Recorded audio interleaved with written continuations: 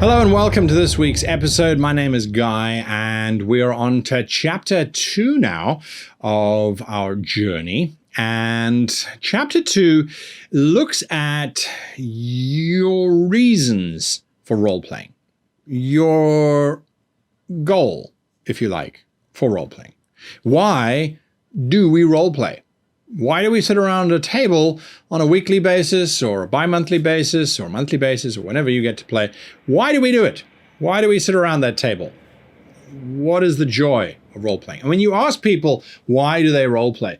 There are so many different answers that you will get, but when you boil it down, there are 4 primary reasons why we role-play. And so if we can make sure that we understand what those 4 are, and we understand how we can use those 4 to our advantage, well, that puts us in a much better place. We can also then identify the 4 aspects and go, well, actually, I don't get that. So that's what I'm missing. So maybe that's why I'm not enjoying these sessions so much. So that's what we're unpacking in today's episode.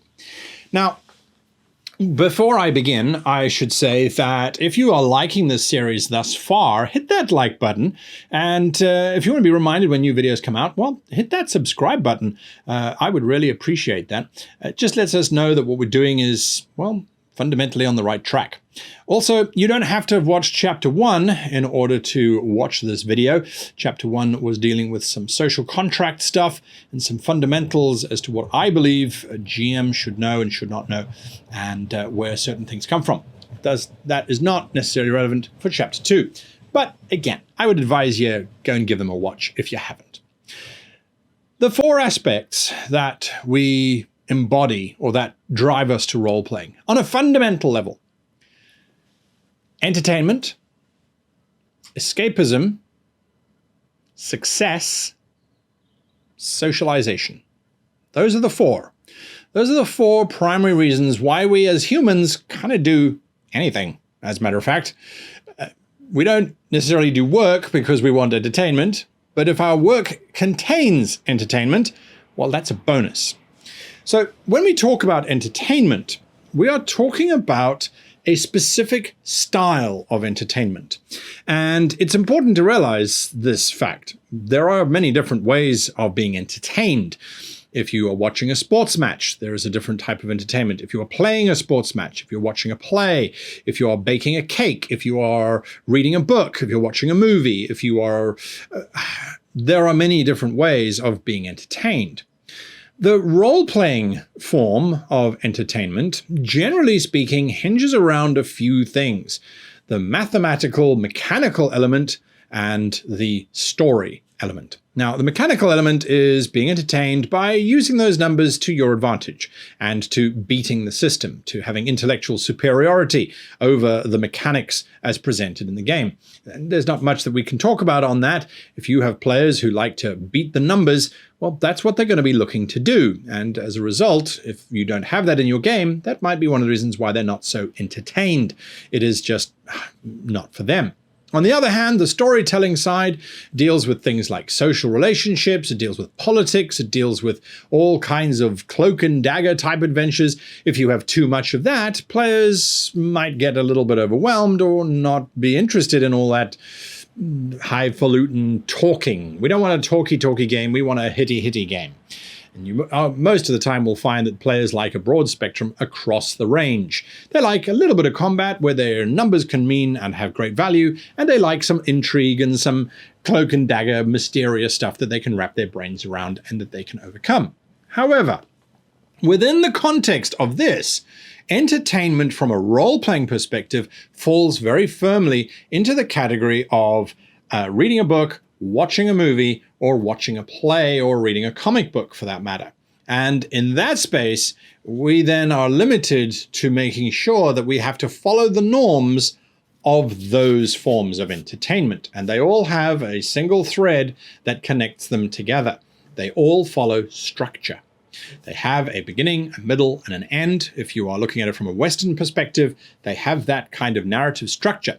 So when we are talking about entertaining or being entertained by the game, we need that narrative structure to be there. Otherwise, we're going to walk away going, It was fun, but it didn't kind of feel satisfying. I wouldn't say I was entertained by it. I would say that I was amused by it, or I was distracted by it, but I wouldn't say I was entertained by it.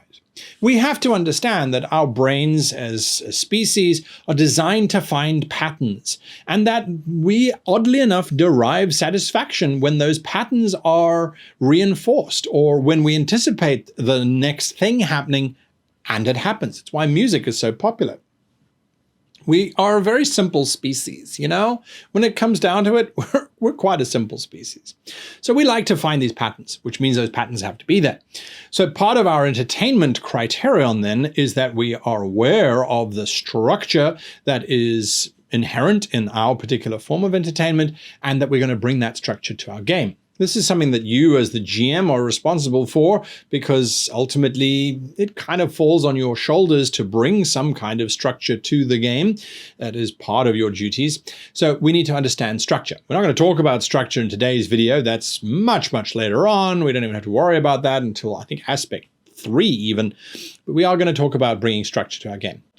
Now, we are also, when we look at the entertainment aspect, we are also very much concerned with the notion of submersion, of sublimating our real world selves into this other world, of escapism.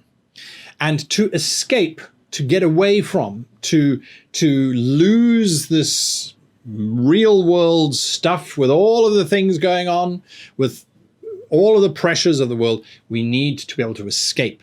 And that, aside from being entertained, we need certain things to be able to escape. Now, again, a term from film is the suspension of disbelief. You have to be able to, for a moment, pretend that magic is real and that people can cast things out of their fingers and cause something to happen. But that needs to happen on a consistent basis. So we look at consistency as being part of our escapism. We have to be consistent as GMs. So not only are we responsible for actions and reactions, but we're now also responsible for consistency within those games. So does the magic consistently work that way? Do the mechanics get applied consistently? If the mechanics are there and they're supporting the game and they don't cause anyone to have to stop and look at a book, remember, the moment you're stopping and looking at a book, you are no longer submerged in the game. You are now back in real world with real world problems, having to take a book, open up the book, and look for the rules. We don't want that. We want consistency. We want everything that's around us to no longer have any impact on our space as we are in this new world. So we need to look at consistency when we talk about escapism. But we also then need to look at success. There is no point in playing in a fantasy world or a science fiction world where we've got actions and reactions and it's deeply immersive and we're right there, and then losing everything consistently. Losing. No, you can't do that. No, you can't do this. No, you can't do that. Why? This kind of feels more like real life. Not that you lose every time in real life, but real life has constraints and things which we kind of going, well, I can't just become president of this country easily. I have to work for it, and I'm going to have setbacks, and I'm going to have more setbacks, and then I probably won't succeed, or, you know, something along those lines. We want to escape into a realm where we can succeed at that. Yes, there will be trials, there will be tribulations, there will be opposition, there will be counter goals that are preventing us from getting there, but ultimately we will get there. That is one of the promises that we have from our entertainment industry. We go to watch a film because we want to see the good guys win. When they lose, we're like, okay, this is a really good art house movie and I feel terrible. But that's not why we are role-playing. We're role-playing for success. We want our numbers to mean something. We want our numbers to have value. So our mechanics have to be robust so that we can. I put my numbers forward. Your numbers are less than my numbers. I win. I have a success. We also want the role-playing to succeed. I outwitted the evil creature. I manipulated the king into giving me this. I had a success. So we need to have successes. We need to make sure that those are part of the game experience. Now, this doesn't mean for a moment that you as the GM must just give out successes. You want to climb the mountain, you get to the top, well done. that is not a success. That is simply an event that has occurred that has moved the players from the bottom of the mountain to the top of the mountain. Success requires us to work for it. There has to be something that we have done to earn that success. There has to be a progression. There has to be a challenge. There has to be a potential for failure in order for there to be a success. So we need to bring that in. So we've got consistency, we've got submersion, we've got this idea of, and I've gone blank, completely blank, thinking, and this now is just breaking your submersion in this video. It's tearing you away. So normally we would edit this out. We're not going to edit it out to prove this point. So you have got the reaction and action. You've got consistency. You've got the submersion.